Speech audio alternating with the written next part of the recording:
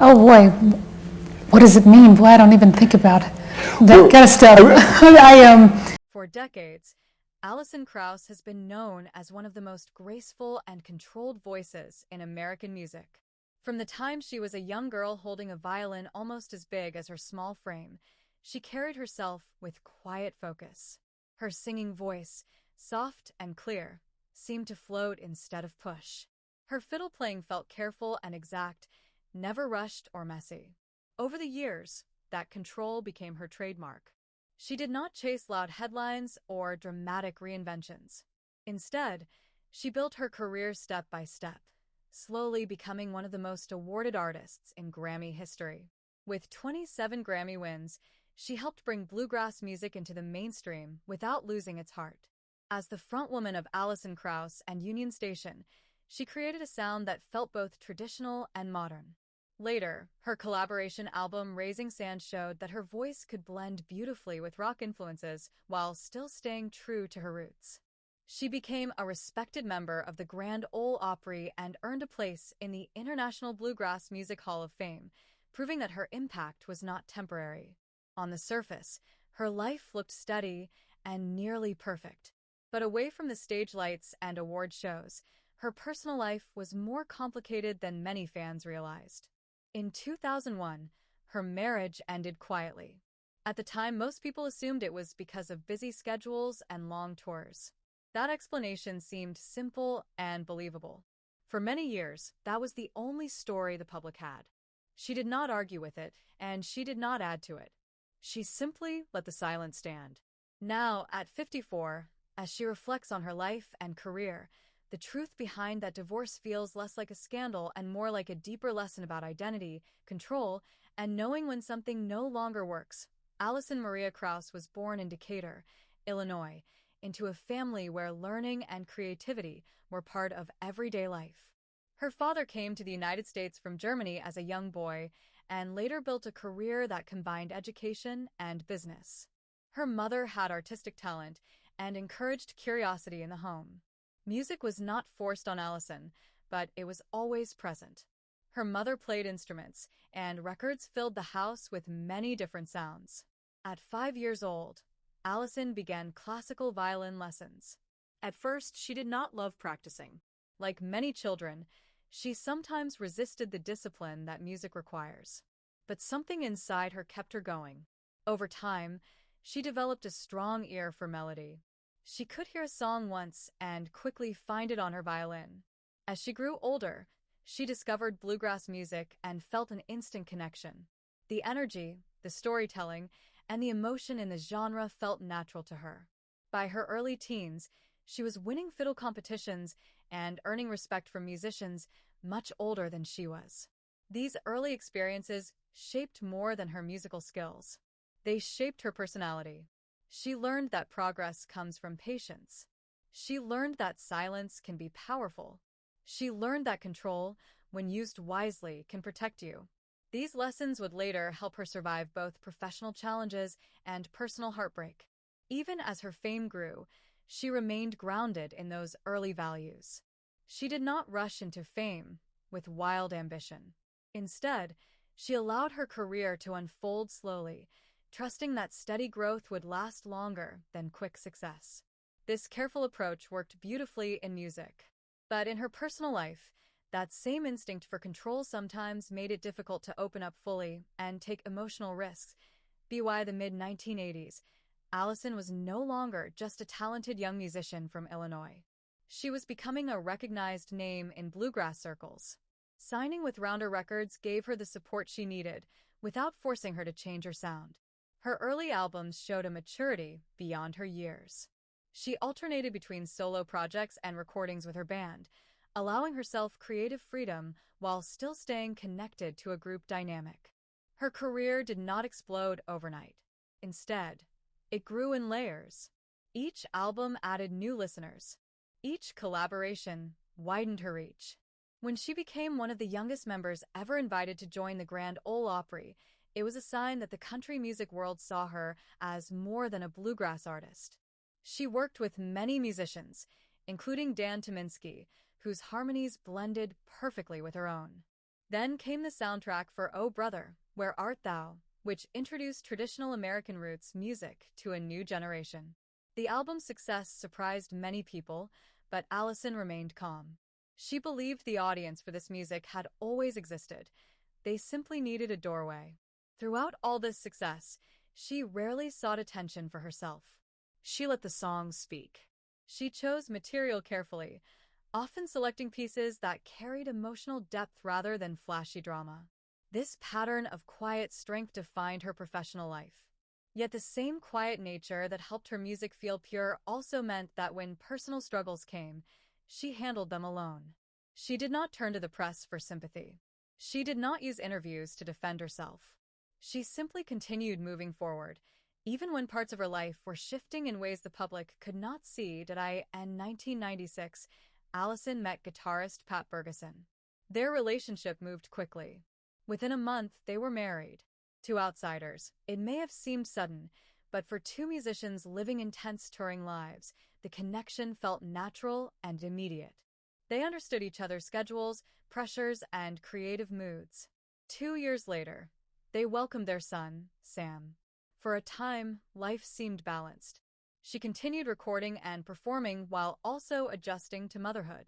But intense careers can create distance, even between people who share the same profession. By 2001, the marriage ended. There was no public fight, no loud accusations, and no dramatic interviews. Alison received full custody of their son and focused her energy on creating a stable home. Fans assumed the reason for the divorce was busy schedules and time apart. That explanation seemed logical. She did nothing to challenge it. In many ways, that silence protected her family. Her son grew up without the burden of public arguments between his parents. However, silence can also hide deeper truths. Over time, it became clear that the divorce was not about one dramatic event. It was about something more basic. The foundation of the marriage did not hold. When Alison later reflected on that period, she described it not as explosive, but as misaligned. The speed that brought them together did not allow enough time to see whether their long-term values matched. Once she recognized that something essential was missing, she made a decision quickly. For her, staying in a situation that felt wrong would have been more damaging than leaving quietly. While navigating life as a single mother, Alison faced another unexpected challenge. Around 2013, a woman falsely claimed to be her and used that identity to deceive an elderly man. The case eventually led to arrest and legal consequences, but the story was unsettling. During that same period, Alison was struggling with her voice. She was later diagnosed with dysphonia, a condition that affects vocal control. Her album Windy City took years to complete because she could not sing the way she once had. For a singer whose identity is built around her voice, losing that ability felt terrifying. In one live performance, she opened her mouth to sing, and no sound came out. The silence was public and painful. She later realized that part of the problem was mental. Stress, pressure, and emotional tension were tightening her body. A vocal coach helped her understand that she needed to release control rather than grip it tighter. One unusual technique involved shouting to release tension before performances. It felt strange, but it worked. This period taught her that even the strongest voices can falter. It also reminded her that control has limits. You cannot force authenticity. You cannot demand emotion on command. You must allow space for it. In many ways, this lesson mirrored her personal life. Just as she could not force her voice to cooperate, she could not force a marriage to become something it was not. Both situations required honesty and acceptance. Speculation about her personal life increased when she collaborated with Robert Plant, known worldwide as the former lead singer of Led Zeppelin. Their musical chemistry was undeniable, and fans quickly began to wonder if there was romance behind the scenes. The contrast between them made the rumors even stronger. She was calm and reserved. He carried decades of rock legend energy. However, both artists consistently described their relationship as musical and respectful rather than romantic. Alison never felt the need to correct every rumor. She understood that public imagination often fills empty spaces with dramatic stories. But she did not want her private life to become entertainment. After her divorce, she dated briefly, including a short relationship with John Waite, but nothing became long-term or highly public. These experiences reinforced her decision to keep boundaries strong. Fame can magnify small details into large headlines. She had already learned how quickly private pain can become public conversation. As a result, she chose caution. That caution was not coldness. It was wisdom earned through experience. Now, at 54, when people ask why she divorced her husband, the answer is not explosive. It is not filled with scandal. There was no shocking betrayal revealed years later. Instead, the truth is simpler and perhaps more serious. The marriage ended because it did not work at a fundamental level. Sometimes two good people are not meant to build a life together. Sometimes love at the beginning is not enough to carry decades of shared responsibility. Alison has never described herself as a victim. She has never painted her former husband as the villain. Her choice to leave was not about drama. It was about alignment. She recognized that staying in a situation that felt wrong would slowly erode her sense of self. For someone whose entire career is built on emotional honesty in song, living dishonestly at home would have been unbearable. So she chose the harder path in the short term to protect long-term stability. That decision required strength. It also required letting go of the idea that quick beginnings always lead to lasting endings. Looking back across her life, a pattern becomes clear. Alison Krauss values authenticity above appearance. In music, she chooses songs that feel true rather than trendy. In her career, she moves carefully rather than chasing headlines. In her personal life, she protects what matters most, even if that means saying little publicly. The divorce was not a dramatic collapse, but a quiet correction. She adjusted her path when she realized it was heading in the wrong direction.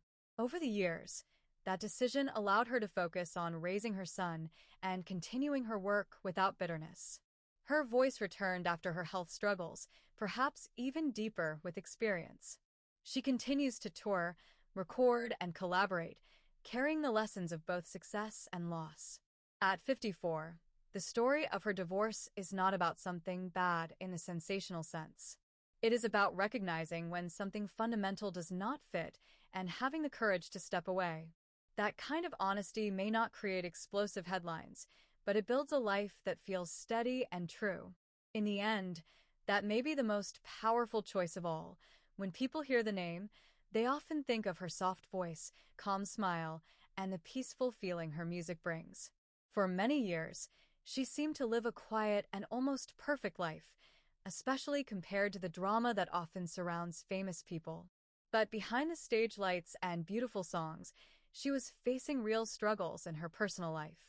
Alison married fellow musician in 1997. At the time, their relationship looked strong and full of promise. They both understood the music world, the long tours, and the pressure of fame. However, as the years passed, small cracks began to appear in their marriage. Being married to someone in the same industry can be a blessing, but it can also create challenges. Long periods away from home, busy recording schedules, and constant public attention slowly put stress on their relationship. Alison has always been known as a very private person, so she never shared many details about what went wrong. Instead of speaking badly about her former husband, she chose to stay respectful and quiet. Still, those close to the situation have suggested that the distance created by their careers played a big part in their separation. When two people are both deeply focused on their work, it can become hard to give time and energy to the relationship itself. Alison was heavily involved with her band, touring and recording for long periods. At the same time, Pat was building his own path in music. Over time, emotional distance can grow without either person even noticing it at first. Another factor may have been personality differences. Alison is often described as gentle, thoughtful, and deeply sensitive. She pours strong emotion into her music, but in her private life, she tends to hold her feelings close. When communication is not open and honest, misunderstandings can slowly build up. Many marriages do not end because of one big dramatic event, but because of many small issues that are never fully resolved. In interviews years later, Alison spoke about how difficult that period of her life was. She described feeling sad and disappointed, not only because her marriage ended, but because she always believed in commitment and family. She also had to think about her young son and how the divorce would affect him. For someone who values stability, making the decision to separate was not easy. It likely came after a long time of reflection and quiet pain. Unlike the dramatic headlines that suggest something shocking or terrible happened, the truth appears to be more human and more relatable. Sometimes love changes. Sometimes two good people simply grow in different directions. Divorce does not always mean betrayal or scandal. Sometimes it means recognizing that the relationship is no longer healthy or fulfilling. After the divorce, Alison focused even more on her music and on raising her son. She continued to create beautiful songs that touched millions of listeners around the world. In many ways, her personal heartbreak may have deepened the emotion in her voice. Pain often brings wisdom, and wisdom often brings stronger art. While fans may wish for a dramatic story, the reality seems to be about distance, pressure, and the quiet struggles that many couples face. Her story reminds us that even calm and kind people can experience deep personal challenges. Fame does not protect anyone from relationship problems. In the end, Alison chose peace over conflict and privacy over public drama. That choice says a lot about her character and explains why she continues to earn respect, not only as an artist but also as a person. After her divorce, entered a new chapter of her life that was both painful and powerful at the same time.